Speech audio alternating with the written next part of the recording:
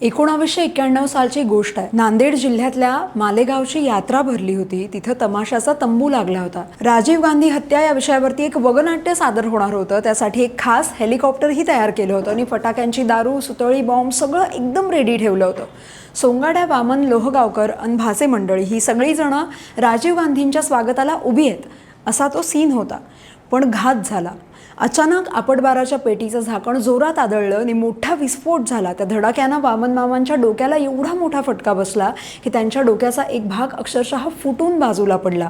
वामन मामांचा जागीच मृत्यू झाला होता। तिथे प्रेक्षकांमध्ये सगळी पळापळ, गोंधळ उडाला होता। गर्दीला आवर घालणं गरजेचं होतं आणि हे एवढं मोठं दुःख काळजात दाबून वामन मामांचं प्रेत एका कापडात गुंडाळून बाजूला ठेवलं गेलं आणि तमाशा पुन्हा सुरू झाला। रंगमंचावर उभं राहून तमाशामधला सोंगाडा लोकांना खळाळून हसवायला लागला आणि हा सोंगाड्या म्हणजेच पद्मश्री रघुवीर खेडकर। गेली कित्येक वर्ष आपल्या कलेतून महाराष्ट्राला हसवणाऱ्या तमाशा कलावंत रघुवीर खेडकर यांना पद्मश्रीने सन्मानित करण्यात आलंय। आज या व्हिडिओतून जाणून घेऊयात कसा होता या कलावंताचा कलेसाठीचा आणि जगण्यासाठीचा संघर्ष। नमस्कार, मी आकांक्षा आणि तुम्ही पाहताय लगावपत्ती। महाराष्ट्राच्या मातीतल्या रांगड्या लोककलेचा म्हणजेच तमाशाचा उल्लेख ज्या प्रमुख नावाशिवाय पूर्ण होऊ शकत नाही ते नाव म्हणजे रघुवीर खेडकर। आई दिवंगत कांताबाई सातारकर आणि वडील तुकाराम खेडकर यांच्याकडून मिळालेला लोककलेचा वारसा त्यांनी फक्त जपला नाही तर तो एका वेगळ्याच उंचीवरही नेऊन ठेवला। 6 ऑगस्ट 1961 रोजी मुंबईत रघुवीर यांचा जन्म झाला। विशेष म्हणजे जन्मानंतर अवघ्या 5व्याच दिवशी रघुवीर यांनी स्टेजवर एंट्री घेतली। त्याचं झालं असं की एका वगनाट्याला लहान बाळाच्या रोलसाठी कापडाची बाहुली वापरली जायची, पण त्या दिवशी थिएटरमध्येच मुक्कामाला असलेल्या कांताबाईंच्या मांडीवरच्या तान्ह्या रघुवीरलाच थेट स्टेजवरती नेण्यात आलं आणि इथूनच त्यांची तमाशाची पहिली ओळख झाली।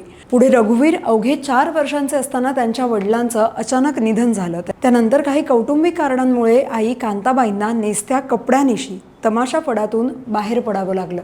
पुढची 45 वर्ष त्यांनी दुसऱ्यांच्या फडात काम करून कष्टानं पैसे जमवले आणि 1969 मध्ये स्वतःचा नवा तमाशा फड सुरू केला। लहान असताना रघुवीर आईसोबत डोक्याला फेटा बांधून प्रेक्षकांना नमस्कार करण्यासाठी स्टेजवर यायचे।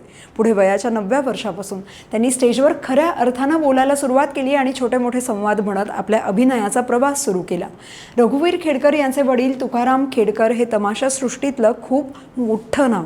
वडिलांच्या अफाट लोकप्रियतेमुळे लोक आपली त्यांच्याशी तुलना करतील की काय या विचाराने रघुवीर यांनी वगनाट्यात मुख्य भूमिका न करता तमाशात सोंगाड्या बनण्याचं ठरवलं। 1970च्या दशकाच्या शेवटी त्यांनी सोंगाड्याची भूमिका करायला सुरुवात केली, जिथे आजपर्यंतही करतायत। रघुवीर खेडकर हे केवळ सोंगाड्या नसून एक उत्तम गायक, नर्तक, नट आणि समाज प्रबोधनकारही आहेत। तमाशाचा हंगाम नसला की ते गावागावात जाऊन प्रवचन करतात। 1980 मध्ये त्यांनी आई कांताबाईंकडून फडाची सगळी सूत्र आपल्या हाती घेतली। 1969 ते 2019 या 50 वर्षात 11,000पेक्षा जास्त वेळा स्टेजवर लाईव्ह परफॉर्म करण्याचा मोठा विक्रमही त्यांनी केला। 1980च्या दशकात टीव्ही आल्यामुळे अनेक लोककला खरं तर बंद पडल्या, पण रघुवीर खेडकर यांनी काळ ओळखून तमाशाला आधुनिकतेची जोड दिली आणि मरणासन्न झालेली ही लोककला पुन्हा जिवंत केली। आज महाराष्ट्रातले बरेच इतर तमाशा मंडळीही त्यांच्याच पद्धतीचं अनुकरण करताना दिसतात। तमाशा कला आज टिकून राहण्यामागे त्यांची दूरदृष्टी हे एक अत्यंत महत्त्वाचं कारण आहे। नागपूरचा गुंड अक्कू यादव याचा महिलांनी खून केल्यावरती रघुवीर यांनी अवघ्या काही महिन्यातच त्या घटनेवर एक कडक वगनाट्य तयार करून स्टेजवर आणलं। तसंच पंतप्रधान राजीव गांधी यांच्या हत्येवरती नाटक करणं खूप आव्हानात्मक होतं, पण त्यांनी ते आव्हानही लीलया पेललं। त्यांनी चक्क रंगमंचावरतीच हवेत उडणारं हेलिकॉप्टर दाखवलं होतं। राजीव गांधींसारखा गोरापान आणि अस्खलित हिंदी बोलणारा पुरुष कलाकार तेव्हा मिळेना, तेव्हा त्यांनी थेट आपल्या धाकटी बहीण मंदाराणी हिलाच राजीव गांधींच्या रोलमध्ये उभं केलं। स्टेजवर हत्येचा सीन खराखुरा वाटण्यासाठी ते तिथे थेट स्फोट घडवून आणायचे। राजीव गांधींच्या भूमिकेतील मंदाराणी आपल्या छातीवरती धातूचा पत्रा बांधून त्यावरती फटाके लावायच्या। स्टेजवरती बॉम्बस्फोट होताच रक्ताच्या चिळकांड्या आणि नकली मांसाचे तुकडे थेट समोर बसलेल्या प्रेक्षकांच्या अंगावरती उडायचे। खेडकर यांच्या याच जबरदस्त प्रयोगशीलतेने तेव्हाचे रसिक प्रेक्षक पार थक्क झाले होते आणि त्यांनी या वगाला अगदी डोक्यावर घेतलं होतं। एक कलाकार म्हणून समाजाचा आपण काहीतरी देणं लागतो ही भावना रघुवीर खेडकर यांनी नेहमीच जपली। त्यामुळेच दरवर्षी शाळा, सामाजिक संस्था, गरजू रुग्ण, वाचनालयं आणि मंदिरांसाठीही ते पैशाची मदत करायला नेहमी पुढे असतात. अनेक गरीब रुग्णांच्या मोठ्या ऑपरेशन्सचा खर्च, शाळांच्या वर्गखोल्या बांधणं किंवा वाचनालयं उभारणं या सगळ्यासाठी त्यांनी आपल्या पदरचे पैसे दिलेत. तमाशातून फक्त करमणूक करायची नाही तर समाजही सुधारला पाहिजे असं त्यांना नेहमी वाटायचं. म्हणूनच त्यांनी आपल्या वंगांमधून व्यसनमुक्ती, स्वच्छता, गुन्हेगारीला आळा, घरातले काही वाद आणि महापुरुषांचे विचारही लोकांपर्यंत पोहोचवले. त्यांनी वेगवेगळ्या विषयांवर 50पेक्षा जास्त वगनाट्य लिहून दिग्दर्शित करून त्यांचे 9,000हून जास्त प्रयोगही केलेत. महाराष्ट्रात सर्वप्रथम केवळ महिलांसाठी तमाशाच्या कार्यक्रमांचं आयोजन करण्याचं श्रेयही रघुवीर खेडकर यांना जातं आणि म्हणून त्यांची ही आभाळा एवढी कारकीर्द बघता सरकारने या रांगड्या सोंगाड्याला पद्मश्री पुरस्कारानं नुकतंच सन्मानित केलं.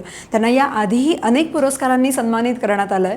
स्वतःच्या काळजावरती दगड ठेवून अख्ख्या महाराष्ट्राला हसवणारा हा जातिवंत सोंगाड्या म्हणजेच रघुवीर खेडकर, ज्यांनी तमाशा ही लोककला फक्त जगवलीच नाही तर काळानुसार बदलून ती एका वेगळ्या उंचीवर नेऊन ठेवली.